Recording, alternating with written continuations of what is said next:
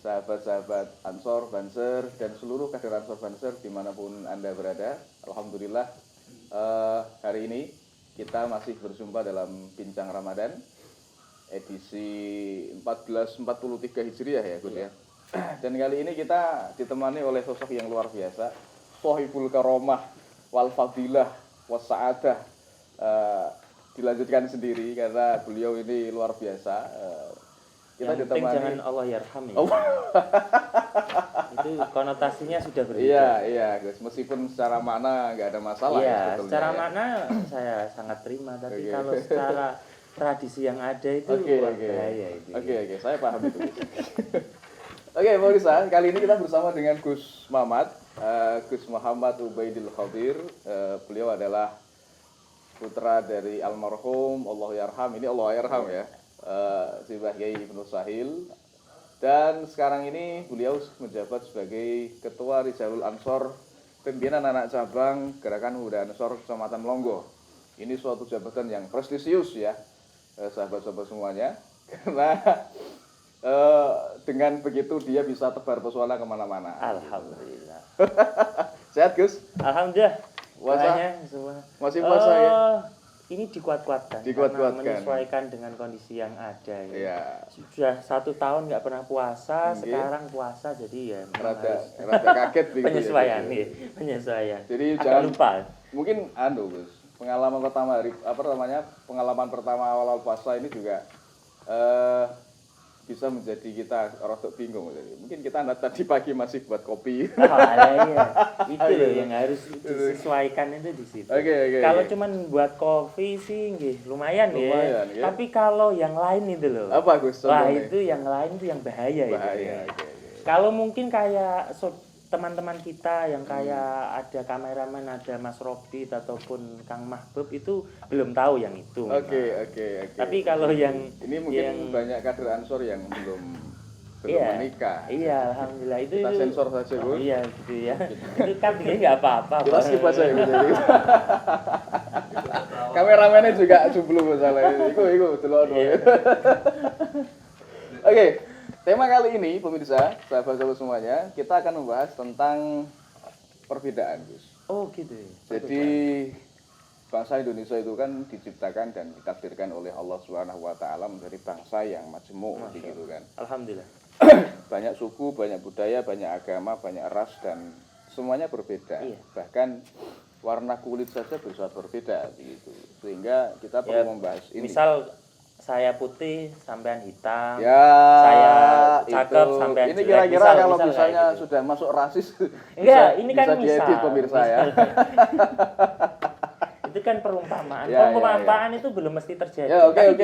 Tapi memang itu fakta gitu. Enggak masalah jadi buat saya ya. Iya. Ya, kita sikapi perbedaan ini, Gus. Kita akan membicara tentang bagaimana perbedaan itu dalam konteks agama, Islam terutama, dan kita sebagai bangsa Indonesia begitu.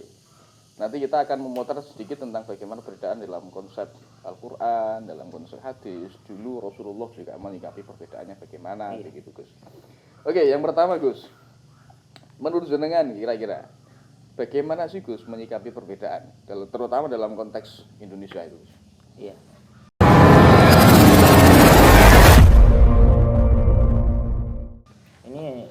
Ini serius loh, Gus. Serius sekali. Jangan main-main ini, Gus. Sehingga memang perlu kita bahas, kita angkat yang mana memang sudah banyak ya yang mengangkat masalah ini. Namun kita untuk merefresh kembali dan juga kita untuk bisa melihat lagi masalah ini di beberapa referensi kitab yang ada, bahkan ya pastinya dari Al-Qur'an hadisnya terutama. Ya, betul. Ini sangat keniscayaan yang nggak mungkin memang terpisahkan dari sendi-sendi kehidupan kita. Jadi setiap detiknya. Mungkin bisa dibilang bahwa Allah itu sengaja menciptakan kita pastinya berbeda. Gitu. Makanya kalaupun dikatakan oleh Yiega bahwasanya alhamdulillah bahwa Indonesia ini tercipta yang majmuk. Menurut saya bukan hanya Indonesia, karena ini sampai bangsa jin saja berbeda-beda. Oh iya. Iya. Sampean pernah bicara sama jin yang bagaimana, Gus? Ya termasuk ada yang dari nanti khawatirnya endorse ini nanti. Ada Levi's, Jadi ada beliau ini Lois termasuk gitu. pawang jin ini pemirsa ya. Kalau urusan jin jenengan yang bisa menaklukkan gitu.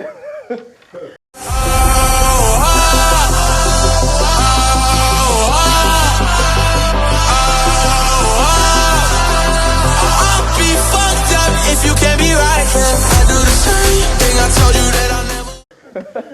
Maksud saya sebangsa jin itu kan ada yang mereknya Lois, ada Cardinal, gitu. ada yang lain-lain gitu. Bahkan ya yang dengan merek brand lokal ya ada. Itu kan berarti kemajmuan ya. Masya Allah. Ya, kita kembali lagi ke permasalahan ini. Oke, siap. Bahwasanya kan sudah jelas dan sudah sering kita dengar, kecuali kalau orang-orang itu memang agak sedikit nggak memperhatikan, nggak tahu ya. Tapi ketika kita mengikuti acara seperti halnya pernikahan, ini sering sekali dibacakan oleh kori-kori yang kalau kita resapi harusnya nggak perlu dijelaskan panjang lebar, itu sudah kafah, sudah sangat cukup untuk menjawab permasalahan. Ya sekarang dijawab aja. Difirmankan oleh Allah di dalam Al-Quran Al-Hujuratnya bahwa ya ayuhan nas inna khalaqnakum min dzakarin wa unsa wa ja'alnakum syu'uban wa qabaila lita'arafu. Poinnya adalah lita'arafu gitu. Akramakum indallahi atqakum. Aku naiknya apal pemirsa. Naiknya apal itu soalnya populer ya. Sangat populer sekali. Mulai MI, MTS, MA di bahkan setelah MA sendiri, setiap kita mendatangi undangan, kadang-kadang undangan mantan, itu kita disuguhkan akan ayat tersebut. Namun terkadang itu karena kita baper tidak memperhatikan ayat tersebut, karena ayat tersebut sudah sangat populer dan juga sudah mencukupi masalah ini, masalah ini. Itu dikatakan dalam tafsirnya pun sendiri dikatakan seperti ini.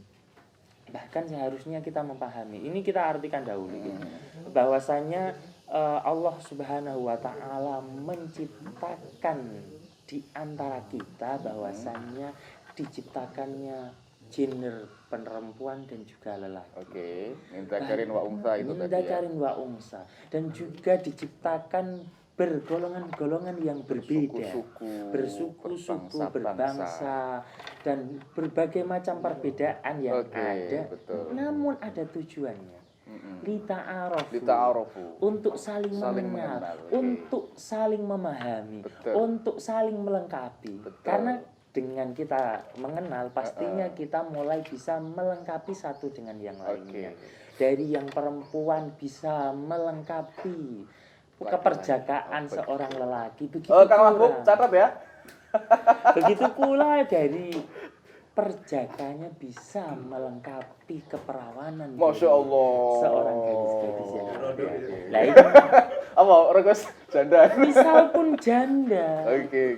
Itu juga bisa untuk memahami bagaimana kesepian seorang janda yang sudah mengetahui bagaimana indahnya kebersamaan. Betul. Lalu beliau itu akhirnya menyendiri. Ini kan harus bisa dipahami oleh laki-laki yang mungkin entah itu perjaka ataupun sudah duda.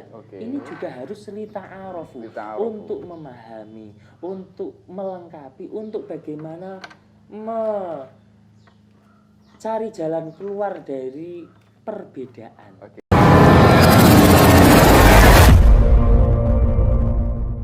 Dari asalnya sepi menjadi bagaimana diberi ke warna dalam kehidupannya. Ini terlalu jauh kalau kita. Jadi poinnya adalah untuk saling mengenal. Iya, betul. Artinya begini, mungkin bisa disimpulkan bahwa perbedaan itu bukan menjadi alasan untuk pecah. Tapi justru malah saling mengenal. Betul. Karena mungkin begini, Gus. Kalau kita nggak berbeda, otomatis kan sudah tahu kan. Iya. Karena kita sama. Betul. Tapi kalau kita berbeda itu justru menjadi alasan untuk kita saling mengenal saling dan tahu. Keindahannya adalah di situ. Sebagaimana yang sangat kita sering dengar, bahwasanya keindahan pelangi itu dari berbeda warnanya sehingga menjadi satu kesatuan, menunjukkan suatu keindahan. Itu pula dalam ayat tersebut oleh para ulama. Ya. Dikatakan bahwasanya sebagaimana kita itu tercipta dari air suci, ya, air suci dari gender perempuan dan gender laki-laki sehingga menyatu menjadi kesatuan yang indah, menjadi manusia yang akhirnya nanti bisa meneruskan ta'abudi atau ibadah, meneruskan nenek moyang yang sudah baik untuk menjadi lebih baik lagi. I told you I changed, even when I knew I never could. Know that I can't find nobody else as good as you. I need you to stay, need you to stay. Mungkin dalam pandangan historik, kita potret bahwa Adam itu diciptakan untuk menjadi khalifah. Betul. Kemudian digantikan generasi berikutnya dan sampai mungkin dunia berakhir begitu ya Gus. Betul. Oke.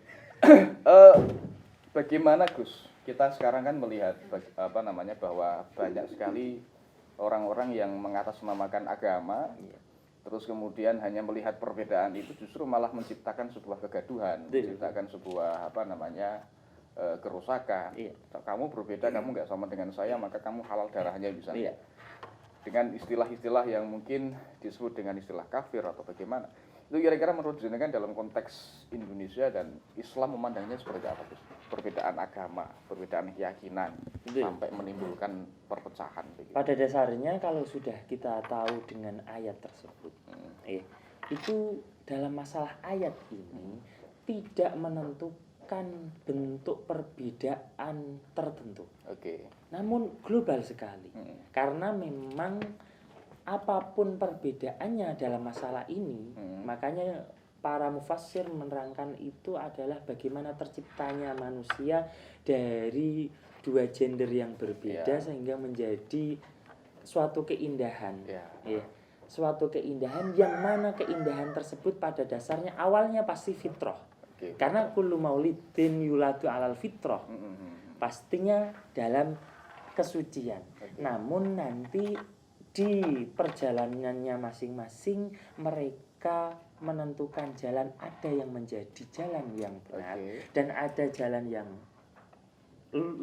jalan benar, ada yang mungkin kita katakan kurang benar dalam pandangan kita. Sehingga misal pun dalam ranah beda keyakinan pun masalah ini tetap masih hukumnya sama, yaitu tetap untuk saling memahami. Memahaminya bagaimana? Yaitu memahaminya adalah kita harus bisa memahami bahwa mereka itu mempunyai keyakinan yang beda, sehingga tugas kita bagaimana kita bisa menghormati dan juga bisa menunjukkan sesuai keyakinan kita, tapi tidak untuk memaksakan. Terutama adalah bagaimana kita bisa memberikan petunjuk sebagaimana yang diputuskan kepada kita semua sebagai umat Islam, menunjukkan ke jalan yang kebenaran, terutama dalam masalah percontohan. Karena dikatakan oleh para ulama kan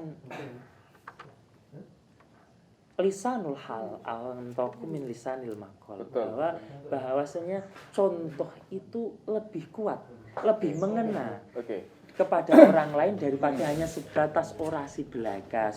Saya pernah dengar sebuah ibarat sebuah ungkapan bahwa begini, orang non-muslim itu tidak pernah baca Quran, tidak pernah baca hadis, sehingga tidak tahu substansi Islam. Maka yang mereka nilai adalah karakter orang Islam itu sendiri. Jadi ketika misalkan kita memang pengen menyampaikan Islam dengan bagaimana baiknya, bagaimana substansi ajaran Islam itu yang sesungguhnya, maka kita harus menampilkan akhlak yang indah sesuai dengan ajaran Islam, bukan malah ngamuk-ngamuk, marah-marah, terus kemudian banyak menyalahkan keyakinan orang. Ya tadi Gus, karena kuncinya mereka nggak pernah baca Quran, nggak pernah baca hadis, nggak pernah dengar pengajian, sehingga mereka hanya menilai Islam itu dari orang Islamnya.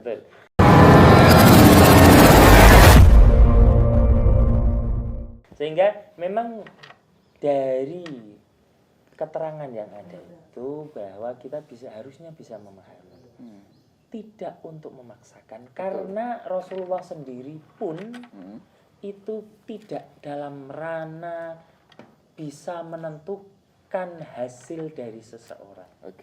Karena dikatakan dalam Al-Qur'annya innaka la tahdi man ahbabta walakinallaha yahdi man yasha. Masuk. Nabi Muhammad SAW itu pada dasarnya tidak bisa menunjukkan, Nah, itu. dalam artian menentukan Jadi yang hasil. punya kunci hidayah itu kan tetap Gusti Allah ya, Gus ya. Kunci hidayah murni absolut milik Allah Miliknya Gusti Allah. Subhanahu wa Bahkan Ta'ala. Nabi pun sing ngelasih Nabi Muhammad enggak punya wewenang Nggak di situ. wewenang bisa memilih siapa yang ditentukan untuk mendapatkan petunjuk dan siapa yang tidak. Namun Allah lah yang menentukan siapa yang akan mendapatkan petunjuk. Betul. Sehingga tugas kita hanya bisa menyampaikan dengan perilaku, dengan ucapan ataupun nasihat yang baik, sehingga mereka bisa memahami bagaimana ajaran Al-Qur'an, bagaimana ajaran hadis, bagaimana tafsiran ulama, sarah-sarah hadis yang kita pelajari, sehingga bisa diserap oleh mereka. Karena nggak mungkin mereka langsung dikasih Al-Qur'an dan hadis. Al-Qur'an dan hadis saja mereka, kalau kita membahas dari sudut pandang orang yang berbeda keyakinan dengan kita ya, itu mereka sendiri nggak meyakini akan hal itu. Itu pun pastinya adalah sunatullah. Sunatullah, bahwasanya orang itu awal ketika tidak mengetahui pastinya belum iman. Sebagaimana apa yang terdahulu dialami oleh Rasulullah dari pamannya, saudaranya, anak istrinya, awal pasti tidak iman. Namun bagaimana beliau bisa menyampaikan dengan baik? Pastinya diawali dengan dan mungkin yang menjadi sasaran pujian oleh Allah kepada Muhammad itu kan wa innaka la'ala khuluqin azim. Bukan wa innaka la'ala ilmin azim. Betul. Jadi yang dipuji oleh Allah itu akhlaknya Rasulullah, bukan ilmunya, bukan kepandaian dia, bukan pandaian dia berorasi. Terus bukan kepandaian Nabi Muhammad untuk merancang sebuah sistem atau apa, enggak, tapi yang dipuji oleh Allah itu adalah akhlak. Betul sebagaimana yang diutarakan oleh Rasulullah SAW bahwa innama bu'istu liutammima makarimal akhlaq. Itu kan poinnya begitu ya. Poinnya seperti itu. Dalam artian bentuknya bagaimana kita bisa memberikan representasi Islam yang baik kepada yang berbeda dengan kita. Ini pun akan masuk ke ranah yang lain, termasuk beda madhab, beda pemahaman. Itu juga bagian dari ini perbedaan. Termasuk yang dalam Ramadan kali ini kita alami bersama di awal bulan Ramadan, bahwasannya adanya perbedaan di antara kita. Tidak usah di antara orang yang berbeda keyakinan. Kalau beda keyakinan sudah pasti beda. Yang kita sama-sama meyakini bahwa Islam adalah agama yang baik, agama yang benar untuk menentukan bagaimana cara kita beribadah. Adanya perbedaan seperti halnya menentukan awal puasa. Betul. Dan ini sangat kita bisa ambil pelajaran dari apa yang disabdakan Kanjeng Nabi. Betul. Idza ra'aitumuhu fasumu wa idza ra'aitumuhu fa'aftiru wa in humma alaikum kalau yang saya ambil ini adalah faqdurulah. Ataupun dalam redaksi yang lain fa'akmilu. Itu bisa kita ambil pelajaran dari satu hadis yang sama, diambil berbagai macam kalangan untuk menentukan bagaimana atau menentukan Ramadan ini, sehingga perbedaan itu ternyata indah malah. Betul. Dari satu hadis saja bisa diartikan oleh ulama, sebagian ulama, bahwa menentukan awal bulan puasa itu dengan ru'yah. Kan idza ra'aitum ya, betul. Kan seperti itu. Dan juga ulama lain dengan hadis yang sama. Dengan hadis yang sama menentukan bahwa memulai puasa itu bisa dengan hisab. Fakduru. Dan ra'aitumu diartikan bahwa ketika ada hilal, walaupun tidak bisa dilihat karena misal mendung dan lain sebagainya, itu caranya adalah dengan hisab. Betul. Jadi perbedaan pemikiran itu pun bisa dihasilkan dari satu sumber yang sama. Namun tujuannya adalah keindahan, yaitu bagaimana kita bisa beribadah. Betul. Jadi tidak perlu diperdebatkan. Nggak usah ribut ya, Gus, selama memang jelas-jelas ada dalilnya. Betul. Dalil yang sama saja bisa mengartikan, menentukan, memunculkan perbedaan. Sehingga harusnya kita bisa, harusnya kita dari satu sumber yang sama, walaupun berbeda cara pengambilan hasilnya, jadi sekarang adalah harusnya bisa saling menghormati. Monggo, sampean mau mengawali dari 2 April ataupun 3 April. Kemarin itu ada salah satu kader yang rada nyeleneh. Yang penting, yang paling salah adalah yang tidak puasa, yang memang agamanya Islam, yang mempunyai kewajiban. Kemarin itu ono sing nyeleneh, Gus. Iya. Ditanya, "Ki melu Muhammadiyah, apa melu NU?" Muhammadiyah puasanya hari Sabtu. Iya, betul. NU puasanya hari Ahad. Ya, kalau ini saya juga termasuk yang itu yang ditanya, dan saya akan menjawab seperti ini. Saya adalah orang yang nanti puasa mengikuti NU. Untuk lebarannya mengikuti saudara kita Muhammadiyah. Ini berarti ini kader iki. Padahal itu juga bisa kita pahami. Masalah itu kan hasilnya seperti ini. Ada kemungkinan bahwasannya nanti di Idul Fitri kita bisa bersama. Kita bisa bersama. Bisa bersama. Itu dari real yang ada. Siapa tahu nanti ru'yahnya hilalnya udah kelihatan. Iya gitu. Semoga seperti itu. Sehingga kita pun tadi saya mengatakan hal yang seperti itu bukan hanya nada guyon, tetapi juga memang itu ada ilmunya. Itu ada ilmunya, saudara-saudara. Jadi jangan meniru ini tanpa ada ilmunya. Ini pawang jin tok sing iso ngene iki. Karena memang saya jin itu ada yang mereknya BMW, ada yang Lois dan lain sebagainya.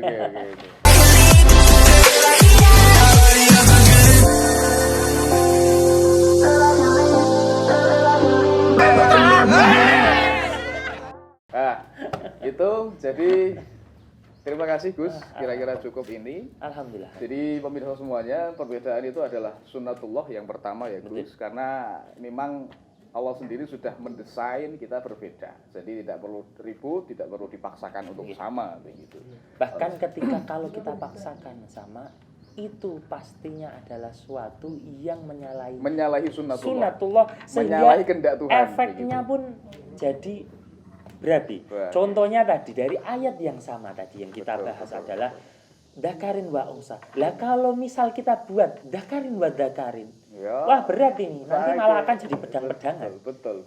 Misal seperti itu, dan itu tidak akan bisa meneruskan bagaimana kita harusnya membuat generasi yang menjadi orang-orang yang meneruskan sujud kita untuk Allah Subhanahu wa Ta'ala. Seperti itu. Terima kasih Gus untuk hari ini, dan mudah-mudahan puasa kita bisa lancar. Alhamdulillah, amin. Ibadah kita bisa lancar, dan nanti lebaran kita menjadi manusia yang lebih sempurna, lebih baik di mata Allah. Menjadi fitrah lagi. Itu sahabat-sahabat semuanya, terima kasih. Sampai jumpa di kajian Ramadan selanjutnya, di bincang Ramadan selanjutnya. Akhirnya kami ucapkan wassalamualaikum warahmatullahi wabarakatuh.